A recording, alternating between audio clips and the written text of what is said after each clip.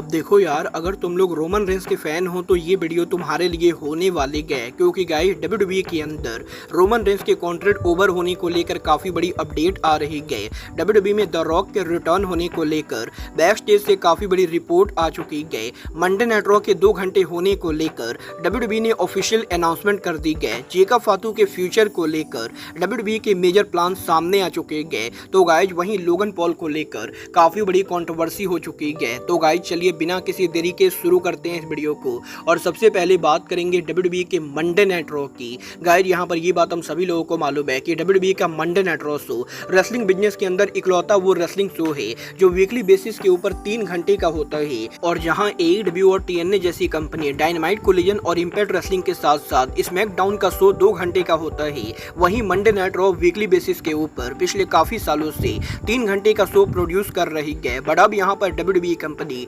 Monday night raw को फिर से 2 घंटे का कर रही है। गाइस यहाँ पर आज डब्ल्यूडब्ल्यूई ने ऑफिशियली ये अनाउंस कर दिया है कि डब्ल्यूडब्ल्यूई कंपनी 7 अक्टूबर से डब्ल्यूडब्ल्यूई के मंडे नाइट रॉ को 2 घंटे का करेगी और 7 अक्टूबर से लेकर 2024 के एंडिंग तक जितने दिन भी डब्ल्यूडब्ल्यूई का शो यूएसए नेटवर्क के ऊपर ब्रॉडकास्ट होगा, डब्ल्यूडब्ल्यूई का Monday night raw show WWE 2 घंटे का रखने वाली है। और जब यहाँ पर 2024 के एंडिंग के ऊपर डब्ल्यूडब्ल्यूई यूएसए नेटवर्क को छोड़कर 2025 के ऊपर एंड नेटफ्लिक्स के ऊपर जाएगी, तो डब्ल्यूडब्ल्यूई पॉसिबली दोबारा से मंडे नाइट रॉ को 3 घंटे का करने वाली है। और बेसिकली करंट प्लान के हिसाब से 7 अक्टूबर से लेकर दिसंबर 2024 तक डब्ल्यूडब्ल्यूई का रॉ हमें यहाँ पर 2 घंटे को देखने को मिलेगा। और इसके बाद जनवरी 2025 के अंदर रॉ के नेटफ्लिक्स पर जाने के बाद डब्ल्यूडब्ल्यूई का रॉ एक बार फिर से 3 घंटे का हो सकता है। वेल गाइस, अभी तक ये 100% क्लियर नहीं है कि नेटफ्लिक्स पर मूव करने के बाद डब्ल्यूडब्ल्यूई रॉ को दोबारा 3 घंटे का करेगी या फिर डब्ल्यूडब्ल्यूई कंपनी कमर्शियल फ्री 2 घंटे का शो ब्रॉडकास्ट करेगी। बट गाइस यहाँ पर ये कंफर्म हो चुका है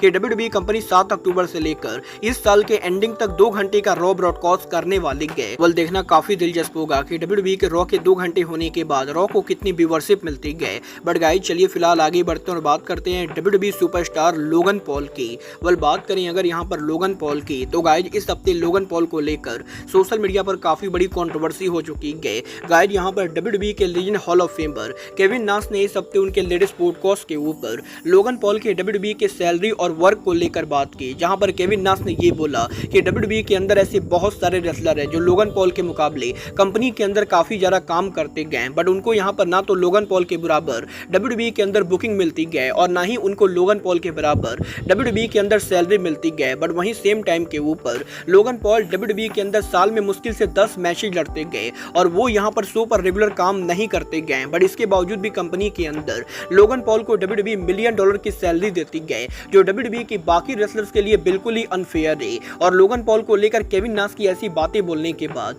अब लोगन पॉल ने केविन नाश को लेकर कुछ ऐसी बातें बोली जिसको लेकर काफी कंट्रोवर्सी हुई। लोगन पॉल से लोगों ने जब ये पूछा कि वो केविन नाश के स्टेटमेंट पर क्या बोलना चाहेंगे, तो लोगन पॉल डायरेक्टली जवाब देकर ये बोलते गए कि लोगन पॉल को तो ये तक नहीं पता है कि केविन नाश है कौन। और लोगन पॉल बेसिकली यहाँ पर केविन नाश की डिसरिस्पेक्ट करते हुए ये बोलते गए कि वो यहाँ पर केविन नाश को जानते भी नहीं गए और इसीलिए वो जिसको जानते भी नहीं गए उसके कमेंट से उन्हें यहाँ पर कोई भी फर्क नहीं पड़ता है। और जब से यहाँ पर लोगन पॉल ने ये बोला है कि वो केविन नाश को जानते भी नहीं गए, तब से यहाँ पर लोगन पॉल को लेकर काफी ज्यादा कंट्रोवर्सी चल रही है, जहाँ पर कुछ लोगों का ये कहना है हो सकता है कि लोगन पॉल सच में नहीं जानते होंगे कि केविन नाश कौन है, तो वहीं मेजॉरिटी ऑफ ऑडियंस का ये कहना है कि लोगन पॉल यहाँ पर केविन नाश को रोस्ट कर रहे गए। वेल गाइस देखना बहुत ही दिलचस्प होने वाला है कि लोगन पॉल के इस कंट्रोवर्सी के बाद उनका करियर आगे कैसे जाता है। बट गाइस चलिए फिलहाल आगे बढ़ते और बात करते हैं डब्ल्यूडब्ल्यूई सुपरस्टार जेकब फातू की। गाइस यहाँ पर ये बात हम सभी लोगों को मालूम है, जेकब फातू के डेब्यू के बाद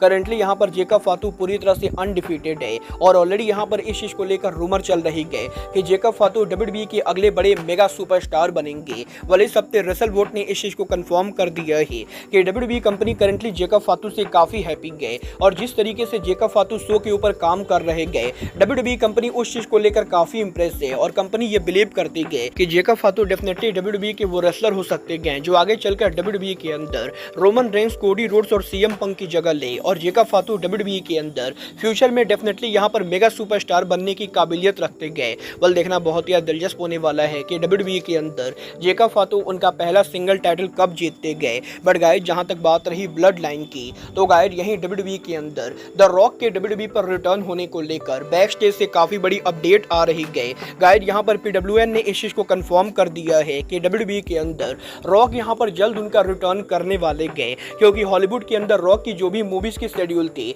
वो सभी शेड्यूल को लेकर रॉक ने उनकी शूटिंग पूरी कर ली गए और आने वाले 1 महीने के बाद रॉक यहाँ पर पूरी तरह से फ्री होने वाले गए और इसीलिए पॉसिबली अक्टूबर के एंडिंग के ऊपर द रॉक यहाँ पर WWE के ऊपर उनका रिटर्न कर सकते गए और अगले साल नेटफ्लिक्स पर मंडे नाइट रॉ के मूव करने से पहले रॉक यहाँ पर WWE के ऊपर उनकी वापसी करेंगे और पॉसिबली सर्वाइवर सीरीज से पहले वो ब्लड लाइन की स्टोरी लाइन के अंदर शामिल होंगे। और देखना बहुत ही दिलचस्प होने वाला है कि रॉक यहाँ पर एग्जैक्टली कब रिटर्न करते गए। बट गाइस जहां तक बात रही ब्लड लाइन की, तो गाइस यही ब्लड लाइन के OG leader tribal chief Roman Reigns के WWE पर कॉन्ट्रैक्ट को लेकर अब बैक स्टेज से काफी बड़ी अपडेट आ रही है। गाइस यहाँ पर ये बात हम सभी लोगों को मालूम है कि रोमन रेंस मॉडर्न एरा में WWE के द्वारा सबसे ज्यादा पुश किए जाने वाले रेसलर है और रोमन रेंस वो रेसलर है जिसको कंपनी पिछले 10 सालों से मेगा सुपरस्टार बनाकर रख रही है और रोमन रेंस के फाइनली अब काफी सक्सेसफुल होने के बाद WWE के अंदर रोमन रेंस का करंट कॉन्ट्रैक्ट अगले साल के अंदर ओवर होने वाला है और 2025 वो ईयर होगा जब रोमन रेंस का WWE कॉन्ट्रैक्ट ओवर होगा